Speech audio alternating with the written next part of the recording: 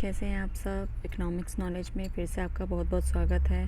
तो आज फिर से हम 10 क्वेश्चंस कवर करने वाले हैं जनरल नॉलेज के।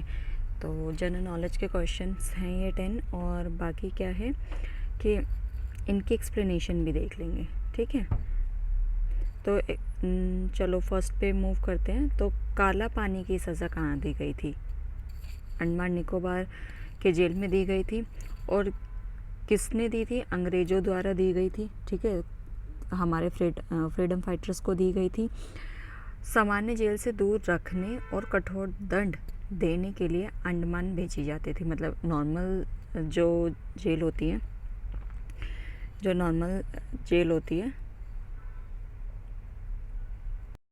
तो जो नॉर्मल सेल्स होती थी, जेल होती थी, तो उनसे भी उन्हें दूर रखा जाता था। एक तो वो दूर हो जाएंगे, और दूसरी बात यहाँ पे क्या किया जाता था, कैदियों को बेड़ी में, मतलब पहले मोटी मोटी जंजीरें चलती थी ना, उसमें बांध करके, और क्या किया जाता था, बहुत ज़्यादा मेहनत उनसे कराई जाती थी।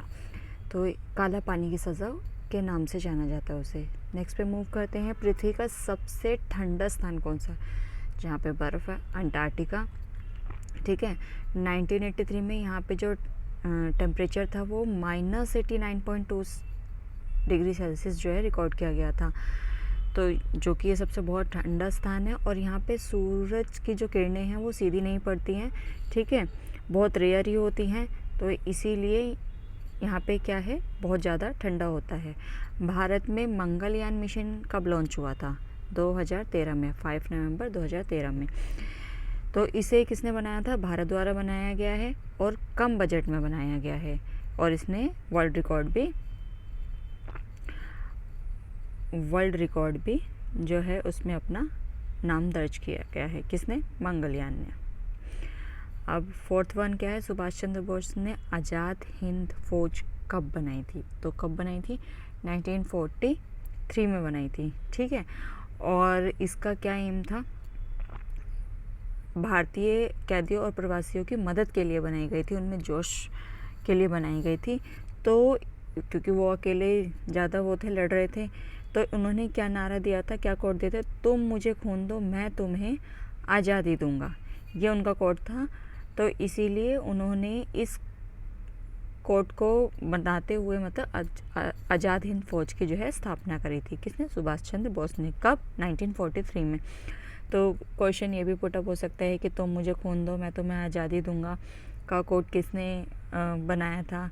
इसके प्रोपाउंडर कौन थे? तो सुभाष चंद्र बोस। नेक्स्ट क्वेश्चन क्या हो सकता है कि आज़ाद हिंद फौज की स्थापना कब हुई है? तो हमने बताई थी 1943 में हुई। अब नेक्स्ट पे चलते हैं। अर्थशास्त्र ग्रंथ किसने लिखा? सबसे पहले अर्थशास्त्र कहाँ से आया, क्या है अर्थशास्त्र? तो इसका जो वो था, किसने लिखा था? कौटिल्य ने। चाणक्य कौटिल्य आपने सुना होगा उसके बारे में। तो अराउंड 300, ठीक है, अराउंड 300 ईयर्स अगो की बात है।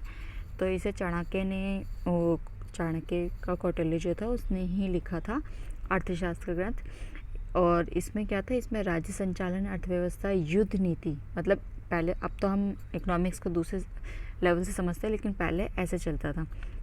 युद्ध नीति, कर व्यवस्था का विवरण मिलता था। इसे राजनीति शास्त्रों का आधार जो है माना। तो पहले जब ये सारी चीज़ें मिलती थी तो इसे अर्थशास्त्र कहा जाता था। 6 नंबर पे चलते हैं। 6 नंबर क्या है? पहला भारतीय उपग्रह कौन सा है? आर्यभट्ट। 1975 में भारत ने इसे रूस की मदद से लॉन्च किया, और इसका नाम गणितज्ञ आर्यभट्ट के नाम पर रखा गया है। यह भारत की अंतरिक्ष यात्रा की शुरुआत इससे मानी जाती है। टेक्नोलॉजी की भी शुरुआत इससे जो है, टेक्नोलॉजी की स्टार्टिंग भी इसी से मानी जाती है। किससे? आर्यभट्ट से, ठीक है। ग्रीन हाउस प्रभाव किस गैस के कारण होता है? CO2 के कारण होता है, ठीक है।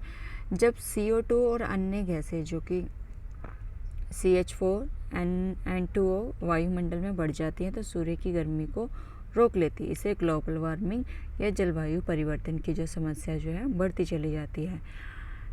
फिर नेक्स्ट पे मूव करते हैं कि संविधान संशोधन को मिनी कॉन्स्टिट्यूशन कहा जाता है। तो 42 वाले 1976 वाले संशोधन को जो है मिनी कॉन्स्टिट्यूशन के नाम से जाना जाता है। इसमें क्या हुआ था, आपातकाल के दौरान हुआ संशोधन भारतीय संविधान में सबसे बड़ा संशोधन था। क्यों? इसमें न्यायपालिका की शक्ति जो है समाप्त और प्रियम्बल में था सेकुलर, सोशलिस्ट एंड इंटीग्रेटिव शब्द जो है जोड़े गए थे, इसीलिए इसे मिनी कॉन्स्टिट्यूशन के नाम से जाना जाता है। नेक्स्ट है राष्ट्रीय आय की गणना भारत में कौन करता है? तो NSO करता है। यह संगठन भारत की अर्थव्यवस्था के आंकड़े जीडीपी, GNP और पर कैपिटा इनकम निकालता है। पहले इसे CSO सेंट्रल स्टैटिस्टिकल ऑर्गेनाइजेशन कहा जाता था, अब इसको कौन करता है? NSO करता है। इसका नेम जो है चेंज हो गया है। किसे भारतीय मिसाइल मैन कहा जाता है? APJ अब्दुल कलाम को कहा जाता है। क्यों कहा जाता है? क्योंकि उन्होंने अग्नि और पृथ्वी जैसी मिसाइलों से सशक्त बनाया था और बाद में भारत के राष्ट्रपति भी बने थे। इन्हें जनता पीपल्स प्रेसिडेंट भी कहती है। आपको पता ही होगा APJ अब्दुल कलाम के बारे में। तो ये थोड़े से कह सकते हैं कि जनरल नॉलेज के क्वेश्चंस हैं, लेकिन इम्पॉर्टेंट क्वेश्चंस हैं। इनके एक्सप्लेनेशन से भी जो है क्वेश्चंस पुटअप हो जा सकते हैं। जैसे इस वाले में बना सकते हैं क्वेश्चन, है ना, कि पीपल्स प्रेसिडेंट किसे कहा जाता है, ये है ना, पीपल्स प्रेसिडेंट किसे कहा जाता है? तो APJ अब्दुल कलाम को कहा जाता है। मिसाइल मैन किसे कहा जाता है? APJ अब्दुल कलाम को। अग्नि और पृथ्वी जैसी मिसाइलें किसने बनाई? तो इसे APJ अब्दुल कलाम ने। तो ऐसे क्वेश्चंस भी आ सकते हैं। तो ये 10 क्वेश्चंस हैं।